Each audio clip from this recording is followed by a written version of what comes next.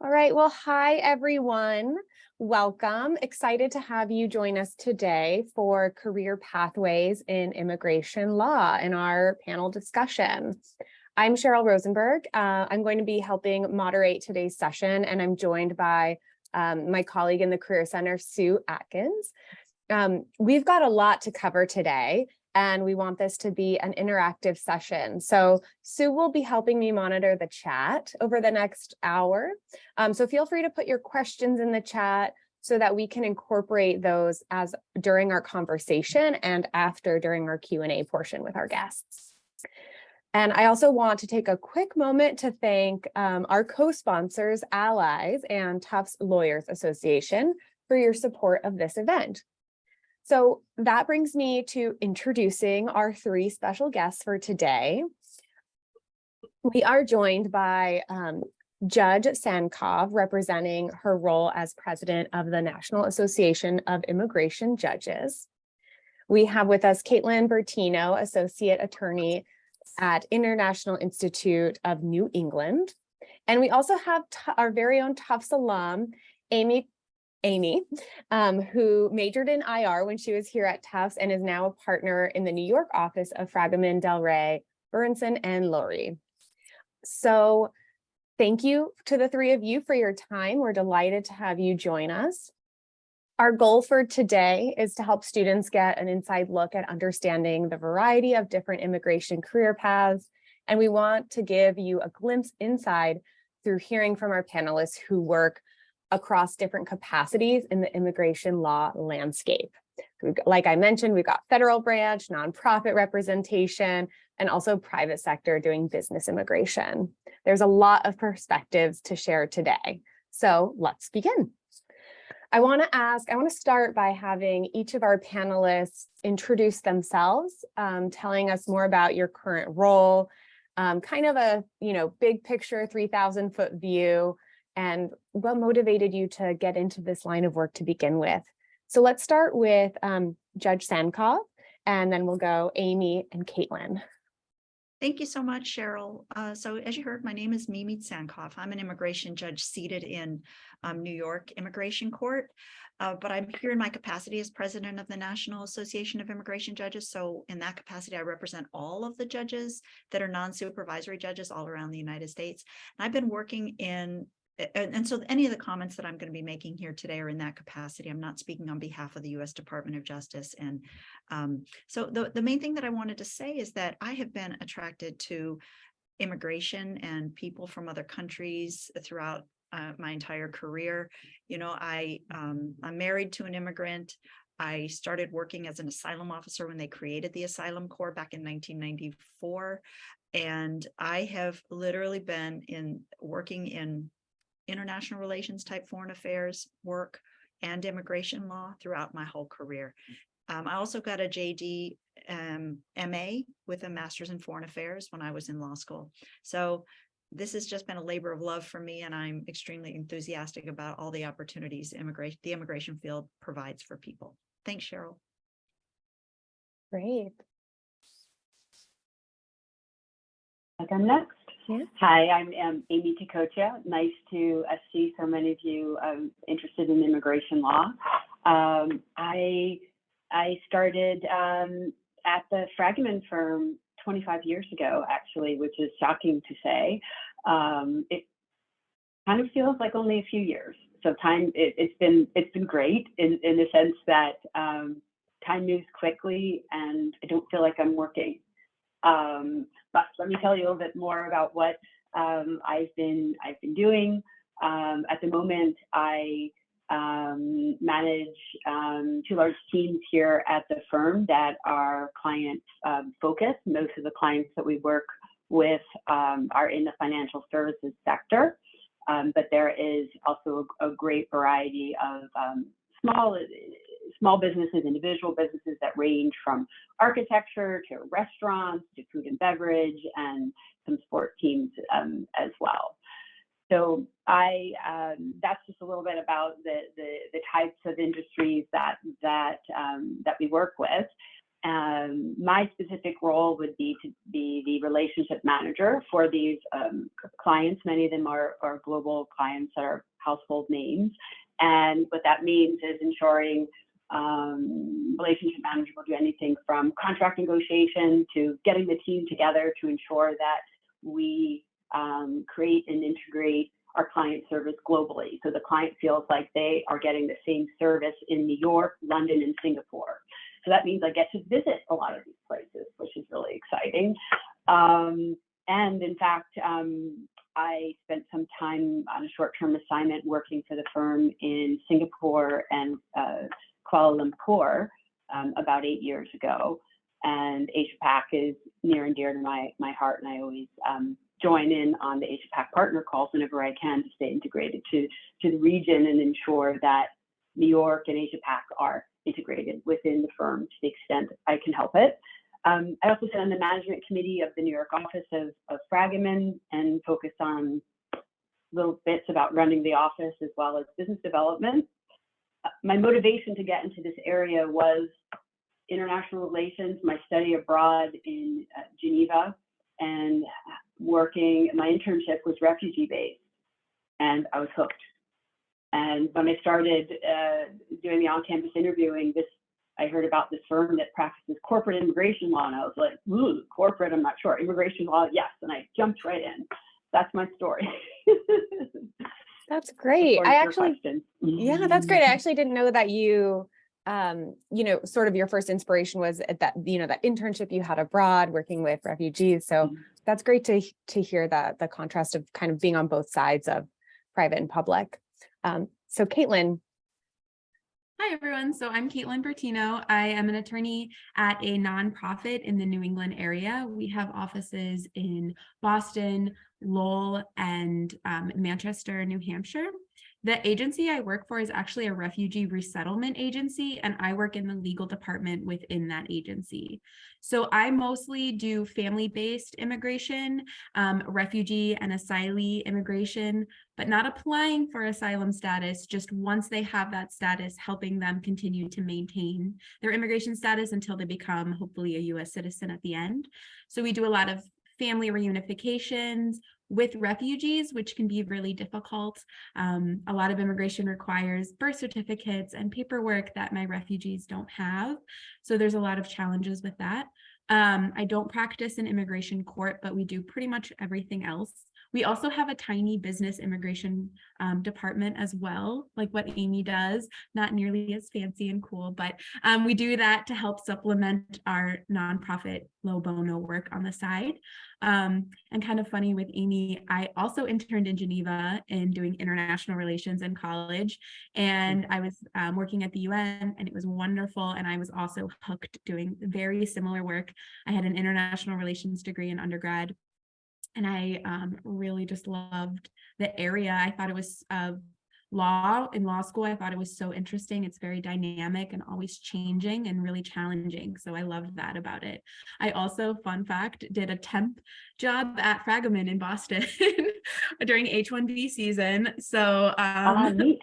that was so funny that we have that connection. So, yeah.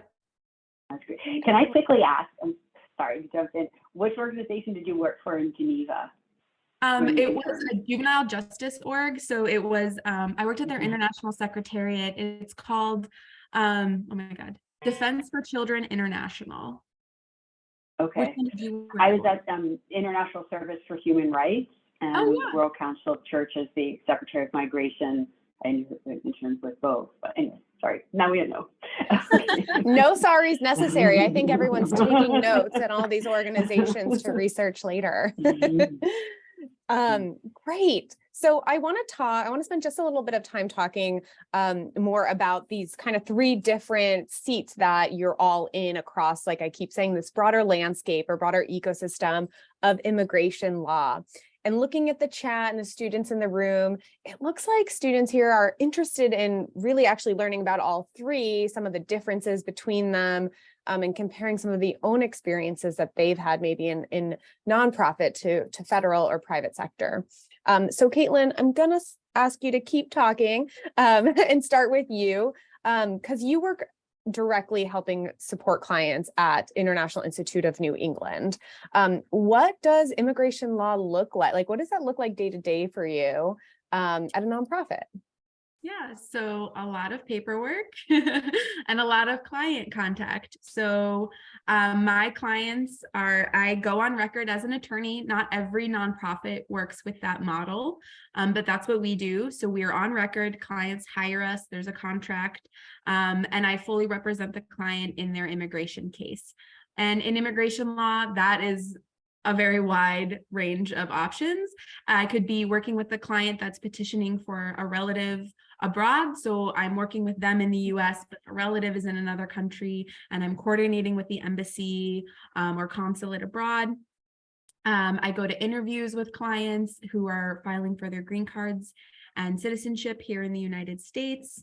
And recently-ish, I'm sure you're all very well in the news, there was an evacuation of Kabul in Afghanistan, and my agency received 570 Afghans that were paroled into the United States. They're not refugees, they're parolees, which is a different immigration status. So most of my job right now is trying to get them a permanent immigration status in the United States. So it's a lot of different parts. What's interesting about my org is that anyone can be a client. So if you need immigration services, you can just Google us and sign up to be a client and get a consultation. As long as we can help you, we will represent you. But also we have contract mandated clients that come through the resettlement agency that we also are required to serve. So it's very big variety, lots of different types of clients, lots of different types of cases. Sounds like there's not one typical day. Absolutely not. Great. And Amy, being in the private sector doing business immigration, how is your work different from what Katelyn just described? So I was talking earlier about how we support clients, and so what that means is that our clients are actually both the corporation and the individual. So that's how you might see a difference in the private sector, where the path forward is employment based, and typically it's the employer that's sponsoring a visa. Not always, but typically it's the employer sponsoring the visa. You heard the most common one out there is the H-1B visa that Katelyn mentioned.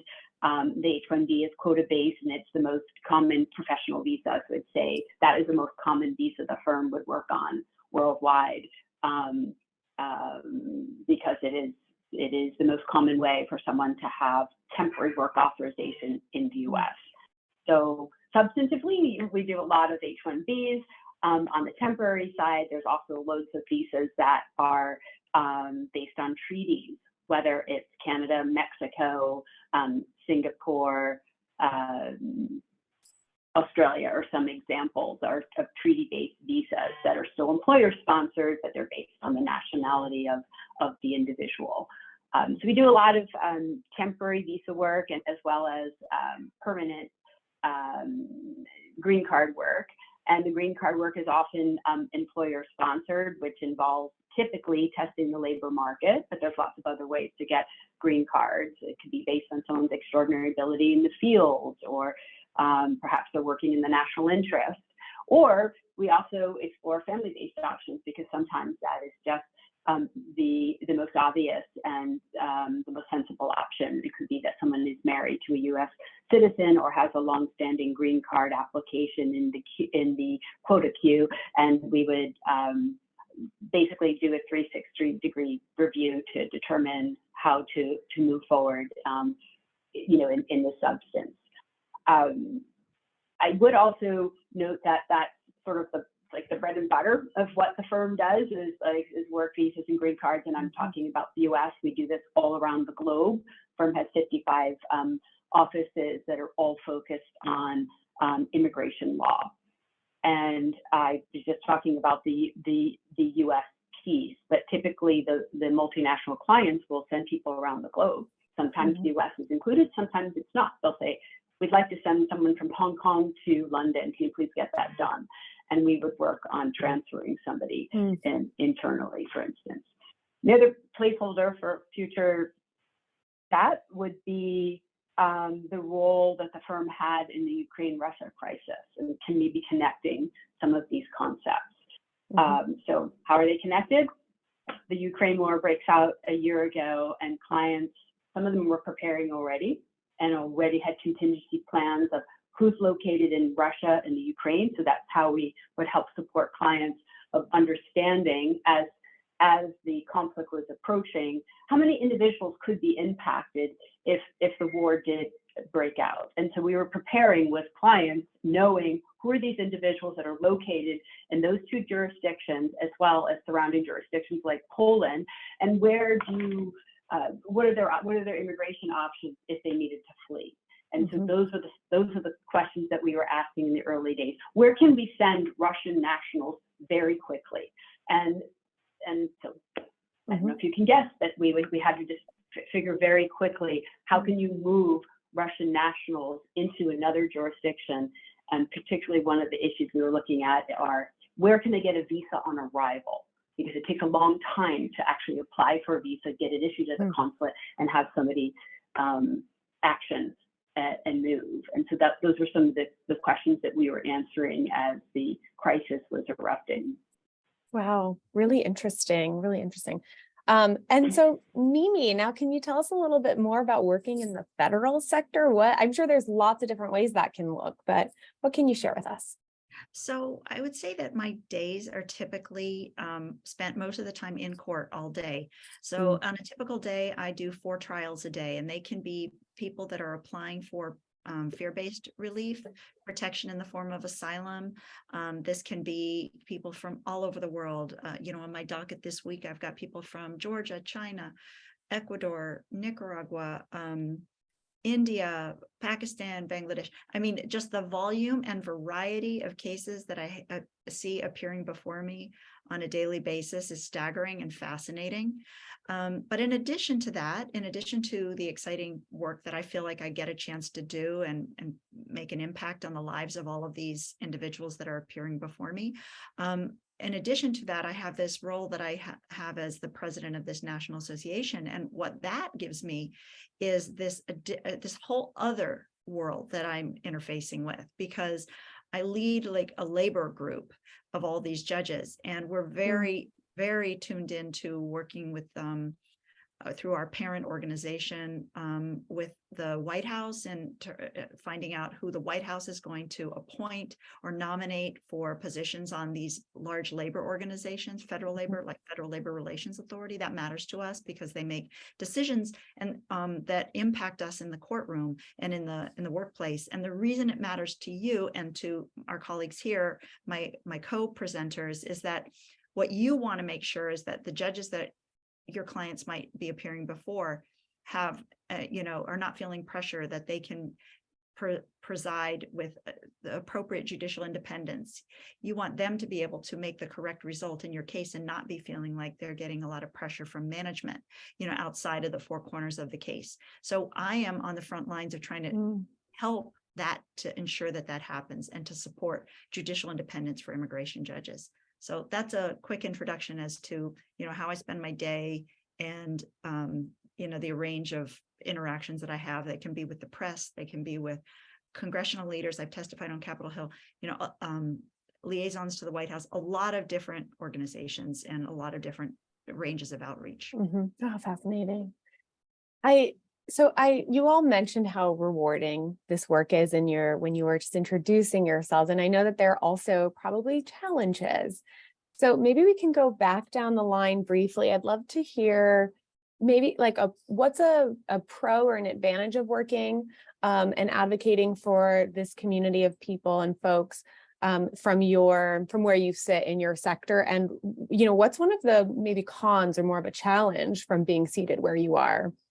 And let's go ahead and start back with Mimi, and then we'll go back down the line, Katelyn and Amy. Well, I look at this, first of all, the actual work that you do is rewarding. Most people look at this work as some of the most rewarding work that you can do in the legal profession.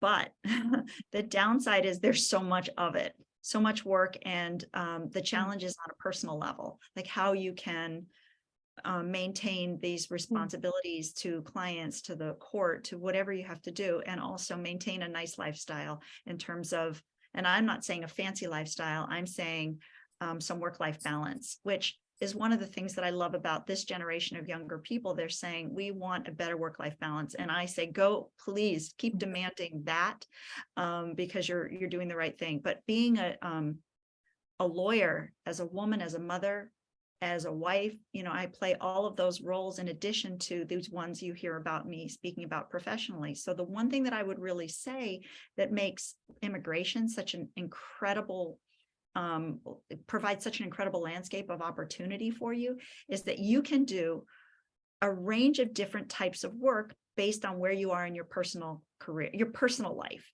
So when I was a young mom working with my small children, I did more employment-based. I had my own practice doing employment-based work. So that worked for me because I didn't have to go into court all the time. For Katelyn, she may not have, she might like the fact that she can choose more, how often she needs to go in to do the USCIS interviews rather than going to the courthouse and being subject to the whims of the immigration judge saying, okay, this is going to be due in 3 days, So, it fits, you want to be able, but then it's exciting to be able to go to court too, when that's a good fit for your life and excitement is what you're looking for. Mm-hmm. So that's what I would say is immigration, the field gives you the opportunity for that balance. Wow, that's a really great perspective. I love to hear that. And I think our students do too. Katelyn, what would you say from where you sit in nonprofit? Yeah, so jumping on that, when I first started, I was in court every day. I worked for a very high volume removal. Removal is the technical term for deportation removal firm. So I was doing master hearings almost every day of the week. I was doing detention hearings. So the clients are in detention. Those hearings move really, really fast. I was doing bond hearings, things like that. And that was fun. When I was first starting out, it was learning on my feet. It was quick. Now I love working at a nonprofit, which does have more work-life balance. I walk to work with I come home, I take out my dogs. I love that.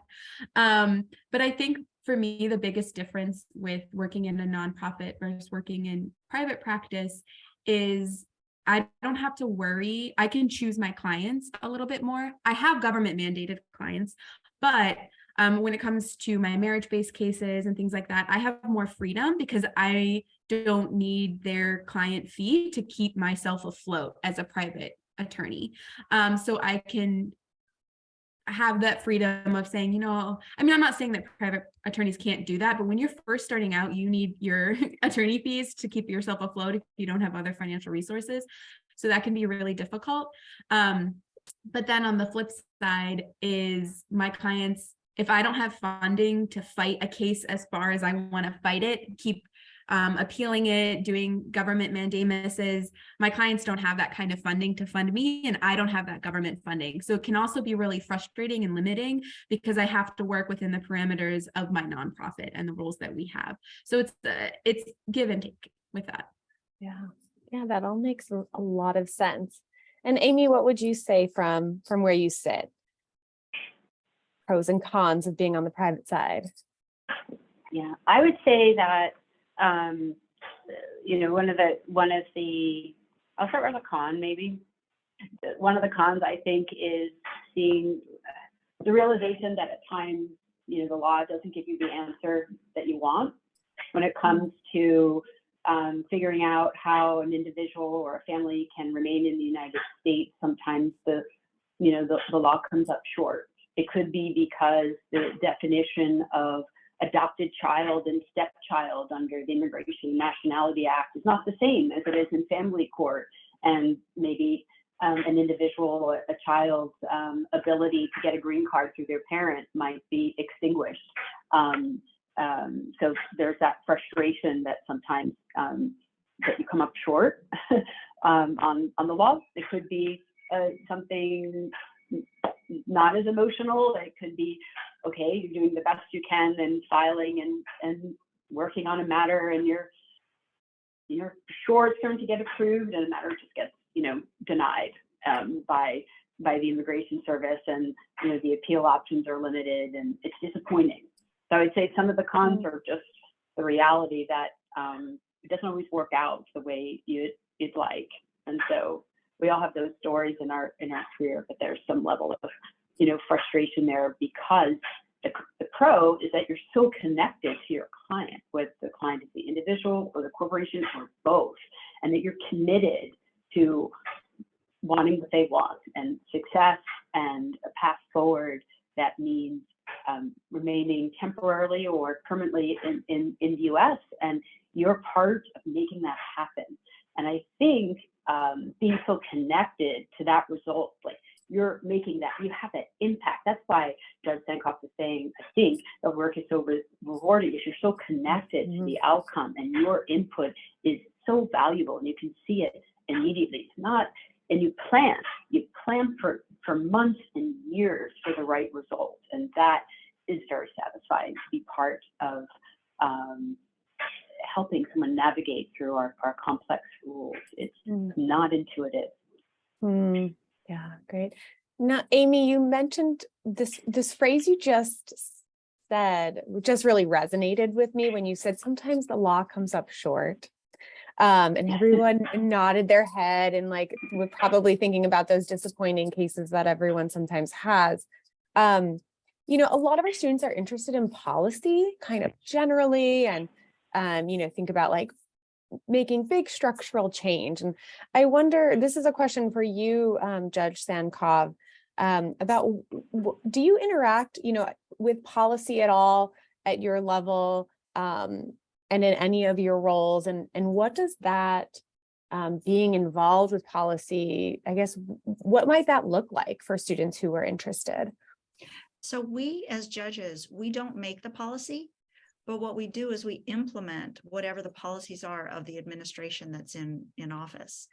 As speaking with my hat, of course, as the president of the association, one of the reasons that we've argued before Congress and why they've implemented a separate, like an Article 1 immigration court bill that's been introduced in Congress, is because it's that whiplash of policies that you see from administration to administration, from political party to political party, that has been changing before our eyes, what happens in immigration court and throughout the government in terms of immigration policy. So we don't make it, we just have to implement it. And that can be, as Amy was talking about, really rewarding when it fits with where you thought the law was going to go, and really discouraging when you feel that it can't go in that direction. And also similar to what Katelyn was saying, you have a limit as to what you can do. She has the limit sometimes of the funding or the mandate of her NGO organization. We have limits as a judge. We don't make the policy and we don't create the law. We're stuck with what it is. We can just do as decent a job before the people that appear before us and make them feel like they've been heard, even when the case doesn't come out with the result that we would have all kind of hoped on a human level would be the result. Yeah, thanks for your comments on that. That definitely helps us think about, how you interact with policy, and, for students who are thinking, I think I want to make a change in that policy. It's like, okay, what kind of opportunities we think tanks and, working in Congress and things like that. But I didn't want to, as judges, it's like it's a loaded question when you ask us if we make policy, because we've had litigation over this. We don't make policy, so we do not make policy, but there are people in government who do, there are, but it's just not us, not the immigration judges. Yeah, that's perfect. There's so many pieces of the landscape that we're trying to map and understand. It's great. So we're getting some questions from students, and this is a hot topic generally. So I want to pivot a little bit, talk about grad school and law school. So maybe really quick, and then we can get into some detail next, just kind of down the line. Can you each mention, did you go to law? When did you go to law school? And what was the catalyst for making that decision? Just really quick, and then I have some follow-up questions. We could start with Mimi. Oh, okay. I went to law school after 1 year of, a gap year. Okay. And I worked for a federal government contractor during that gap year. And and I also got the joint JD-MA back in the 1987 or so when I started. Yeah, perfect. Caitlin? So I didn't take a year. I went straight from undergrad. And to be honest, I'm from Ohio. I wanted to get out of Ohio. And through my undergrad experience, I knew that I wanted to work in international relations or law. And so I just ran headfirst into that straight from undergrad. Great. And Amy? I took 2 years and I was a paralegal for legal aid federal defenders in the Eastern District of New York, where I connected myself to every immigration issue I possibly could. We had lots of clients that were arrested at the airport and needed help with consulates and embassies. So I just went for it. And then heard about Fragomen and connected right after law school. Yeah. So it took 2 years. So Caitlin, since you went right after, although we've only got, we've got small periods of time we're talking about, right after 1 year, 2 year of gaps. But what I'm curious, do you have any advice for students who are maybe also thinking about trying to go straight from undergrad, or, any advice for kind of young lawyers? Yeah, I would say if you can now, get into as many internships or opportunities to figure out if this is really what you want to do. I had a lot of friends who I'm still friends with, but they ended up dropping out because they also went straight into law school, and it turned out it wasn't really what they were interested in. And it is really hard, and it's a really big commitment. So I don't regret it, because I was like, this is what I'm doing, but not everyone is like that. So I would say just be sure. There's literally nothing wrong with taking a couple years if you're not sure. It's a big financial commitment. So that's all I would say is, and just try things out. Like Mimi said earlier, you can observe, was that when we were talking? But you can observe federal hearings, and we can talk about that in a minute. You can observe hearings, you can, go to panels like this, try to figure out if this is really what you want to do before you make that big commitment. Yeah, I was going to follow up with what you were just leading into, which are, first, what are some of the types of experiences that students might want to be looking for to try out or test if this is something they want to do, and also utilize that any time period that they might be having before they decide to apply to law school, whether it's a year, 2 years, or 5 or 10 years. And, I'll just let each of you chime in, because I think you each have some different ideas to share. Amy, you want to start? Yeah, to the extent you can have an internship to observe any and all of the practice areas, so that you have a sense of how they're different. I think that would, that would be valuable. I know it's harder to do before law school, but if there's any opportunity to observe, please take it. I think you'll find that invaluable. Observing.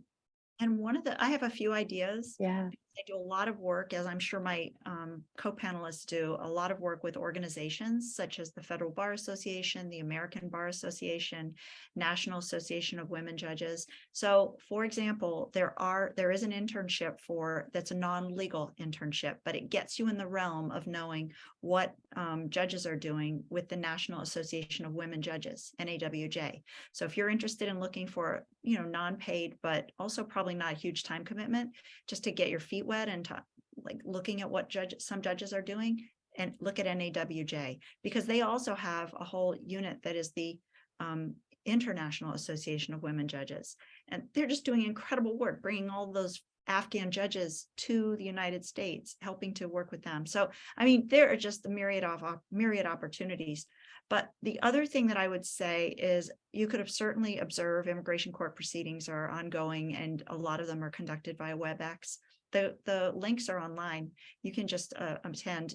Make sure you write when you log in, just make sure you write, law student, and because oftentimes the judge will ask you. But in addition, there's one more idea that I have for people that are kind of pre-law or just beginning to get into law at the Federal Bar Association, because I'm fascinated by international courts. I started this program called the International Courts Program, and we have what we call legal reporters. So if you're interested, there's no real requirement that you be necessarily a law student. You could apply to be a legal reporter and monitor some of the interesting decisions that are coming out around the world in these international courts, and then you can write a little mini article about it and get that published. And that would be to begin to develop your resume that might help you build your resume for when you go to law school. Wow, Yeah. that's great, Mimi. I never heard of that. So I'm so glad you shared. I just looked it up and popped a link for the students in the chat.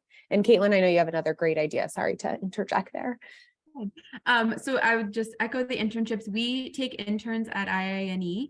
And because in the legal department, we do take some non-law student interns depending. But if you're interested, especially in the nonprofit realm of immigration law, we have internships in every department, and there's always an intersection with immigration law because the clients are immigrants.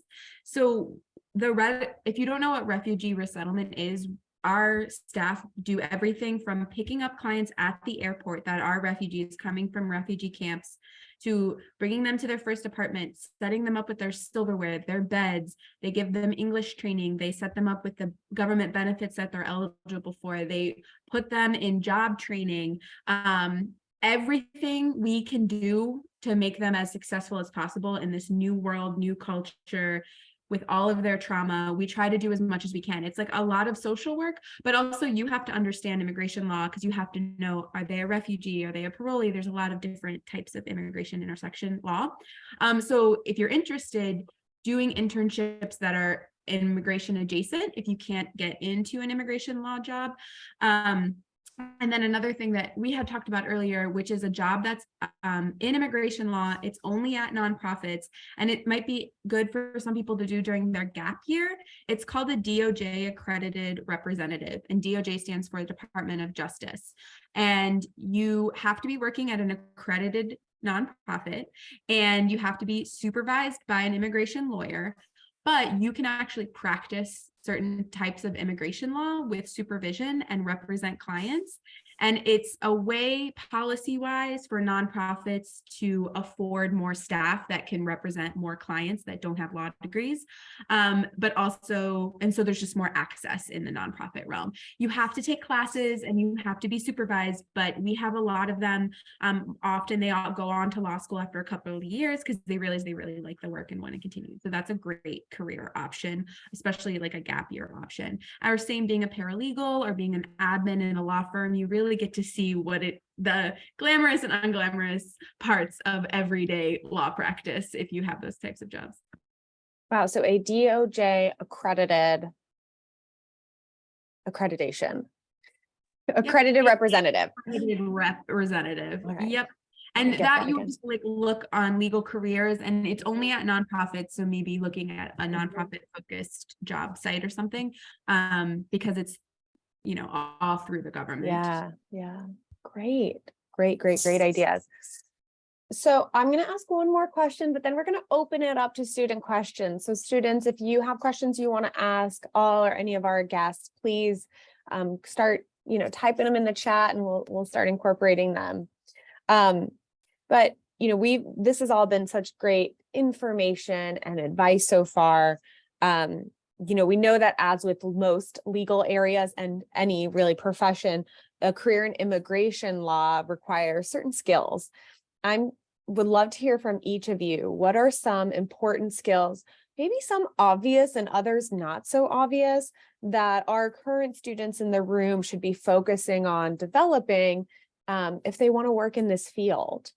And Amy, we'll start with you, and then we can go down the line, whoever wants to go next. I definitely look for someone who is good with teamwork. We work in teams at Fragomen, so I want, people who not only are dedicated to getting the right legal answer, which is like a given, but how they communicate and work with the team members around them, whether it's another paralegal, another associate, a partner, and the client. So teamwork, and then client advising. That takes a long time to have the skill, but looking for people who like to connect with clients and are understanding that it's the way they give the advice and understanding how it's received that is critical. Not just working in a vacuum, but how they work with those around them and how they work externally. So that would be my top concern.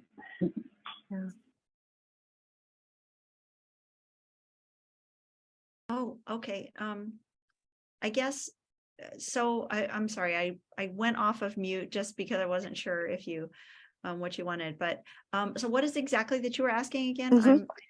Yeah, what are some skills that students should be developing if they want to work in immigration law in some capacity, sort of obvious and not so obvious skills they should be thinking about? Yeah, thank you. So I actually want to build on Amy's idea about the teamwork, because you may not think about me as a judge being on a team, but I'm on two teams at all times in my mind. I'm on the little team of people that are appearing before me in an individual case, because in my mind, we're all trying to get to the right result. You can't, if you're arguing a case before me, you don't want me to make a mistake on the law. You have like a legal obligation to ensure, an ethical obligation to make sure that I follow the law and you don't give me information that's inaccurate. So we're all kind of working as a team to put the information in this place in the middle where you give the judge enough to render a result that hopefully, you've filed the case, so you think that it's going to be a case that should be granted. But you want to make sure that we have a record before us, our little team put together, that we get the right result. And it might be being vetted by the Department of Homeland Security in terms of they're the prosecutors. So there's that team, but then there's an entire other team that's in the back. And that is my support team that is making sure that all of the people that are there that need to be there, the interpreters have been ordered, the documents are in the file, all of that. So we need to have all of that working, those two teams. But the one bit of glue that Amy talked about that really mattered, and that was how well they function in a team and how well they understand. I think the way I interpreted it was sort of the EQ of the situation. How much do you understand kind of the emotional range of what's happening between people? And that is something that comes with experience. The one thing that can definitely get me fired on the bench is if I don't treat people with appropriate, if I'm not appropriate, and if I'm not temperate in the way that I respond to every single situation that happens, from someone accidentally urinating or what. I mean, I'm telling you, everything happens. You're dealing with the public. You never know what can happen, but you have to act as if you've seen this before. Oh, when that happens, this is what we always do. Yes, we just bring in somebody and he'll clean up that carpet. So that is, you're continue to work on yourself and your relationship with your colleagues, because that's going to lend you well in terms of all of the relationships that you're going to have in the workplace in those various little teams that you're going to be on. Yeah, and I would echo people skills. They are really important. Even if you're a solo practitioner and you only have yourself, you need to be able to speak with the judge, the clerks. You need to have good relationships with your colleagues. So let's say you're taking on a new type of case and you have questions, you want to be able to reach out. And, if in law school you were known as like a jerk or something, people aren't going to be reaching out to you, or they're maybe not going to be answering you. And most people are working with a team. I have a paralegal, I have interns, I have other staff attorneys that I supervise and work with. So it's a lot. And the client facing the clients have different backgrounds. Obviously, they're from all over the world. They have different literacy levels. I have many clients that are illiterate in their native language, many clients who are illiterate in English. And so I have to be able to teach my clients and break down these very complex immigration law concepts so that my clients know what's happening with their case. And using an interpreter, having the people skills to be able to use an interpreter to speak with your client and making sure everyone's on the same page. It takes a lot of practice, but it is a really valuable skill. And then the other thing that may be obvious is attention to detail. That's what I look for in my interns. being able to file things properly alphabetically, and we fill out a lot of paperwork. Everything that gets sent to immigration gets double checked in our team. So another attorney reviews everything I send out to make sure I didn't put a 9 instead of a 6, because those things will really affect my client if I make a mistake like that. And it can be a lot of pressure, but that's why having the people skills to ask my colleague, hey, do you have a free moment to review this package, just to, double check, cross my I's, dot my T's, all that kind of stuff. Cross my I's, dot my I's, cross my T's. Yeah. Awesome.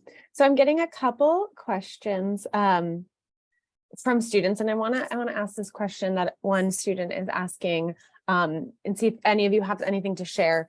The student has had some experiences in different types of law, like criminal and family law, and is wondering what is unique to and about representing immigrant refugee clients from your perspective that might be different from sort of a different branch of legal practice. And I'll just let anyone who wants to take it. I can go. So I've done a little bit of those things too in my practice. And I think the biggest thing is the intersection.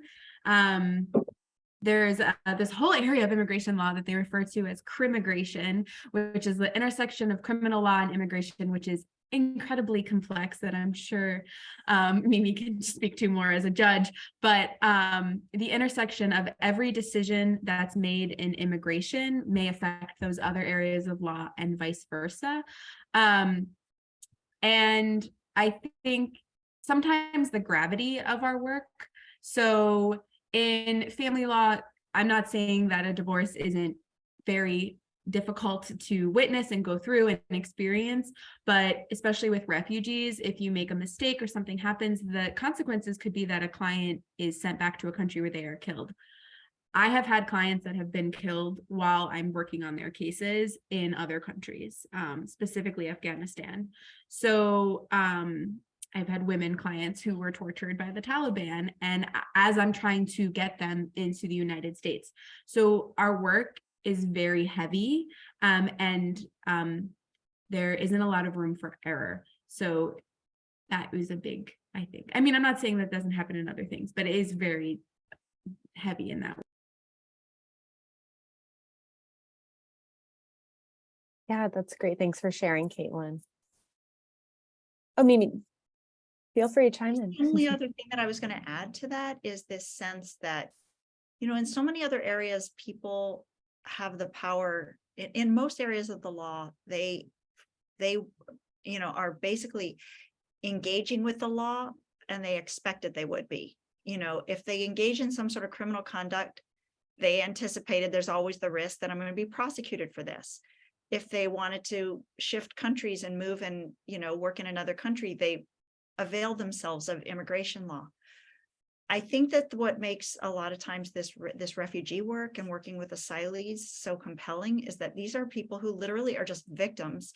They're so compelling because they just literally, just by existing, or they've been targeted, and they're trying to just protect themselves and their families. So it's very rewarding to you get emotionally invested, I think, when you're practicing for these people, because you're meeting their children and their families. As Amy talked about it, how to deliver bad news to a whole family when you wish the law would protect them, but it's not going to, must be a very difficult thing to do. And it is a challenging part of the job.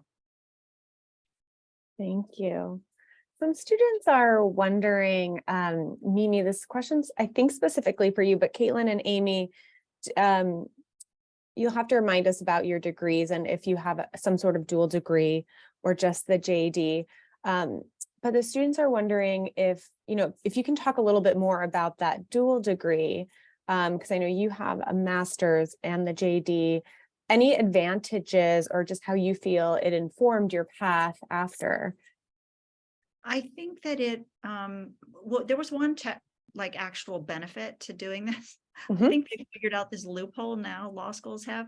But when I went to University of Virginia, and second year decided, okay, I'm going to do the JD MA. And mandated that I pay one of the semester tuitions to the MA program, which was cheaper than the law school. So I ended up getting both degrees for less than I would have if I'd done the one. So I feel like law schools have figured out that like mistake that they were making for a while. But I used, every little bit helps. But like on a substantive level, the opportunity to engage with people that were not just law students, but were interested in policy and working on a range of other types of issues and reading different types of books. In those graduate programs, they give you books to read. They don't just give you cases. So it was a good exposure for me to be thinking about law from the standpoint of, what is the policy that could be created to address this problem that a country is having or that a region is having. So I think it broadens you in that way. I'm not sure how much it's helped me actually get a job, but I think it's made me more appealing and better at my work. That's great. Yeah, that's a good perspective to share. I'm going to actually turn the mic over to one of our students, Cecilia. I know there's actually two Cecilias here. So Cecilia Kennedy, I know you have a question you want to ask the group.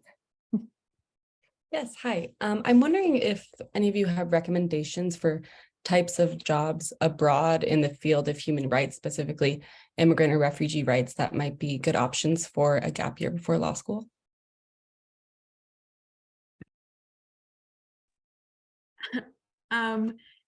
I'll go first, I guess. I would say anything you can get into.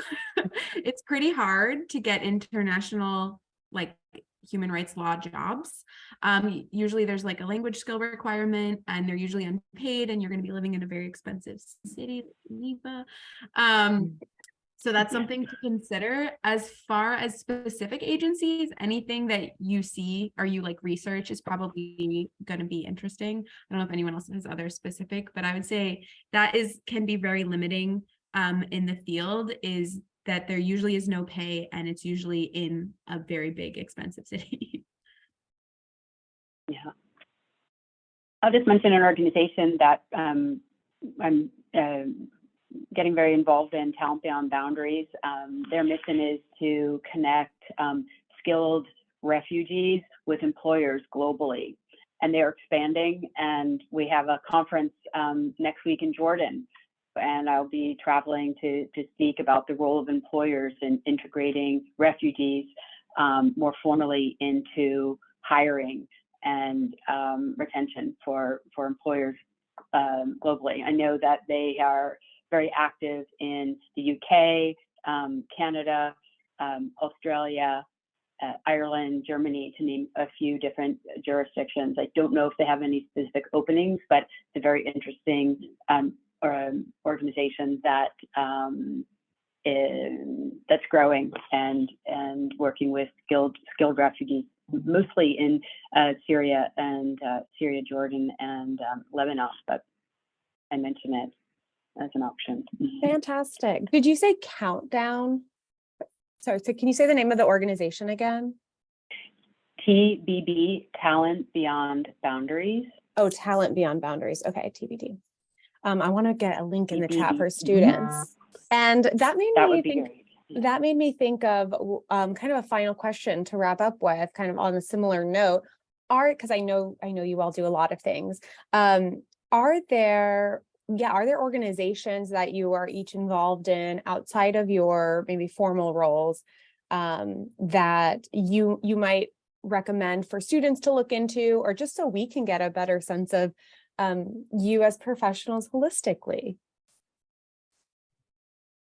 Mimi, take it away. I would just say that once you start deciding to go down the path of participating in working with organizations, it becomes overwhelming, but it's also so gratifying. I think that there are opportunities for people like in between college and law school with organizations like I mentioned, National Association of Women Judges, IAWJ, International Association of Women Judges, and even the American Bar Association and the Federal Bar Association. So these are some groups, but you could also find what we call affinity bars. Maybe there are some that are based more on your it's like the Korean Bar Association or something like that. There are national bar associations that are related to some other intrinsic quality that you may have that would attract you to those affinity bars. So I would take a look at that. Great. Yeah.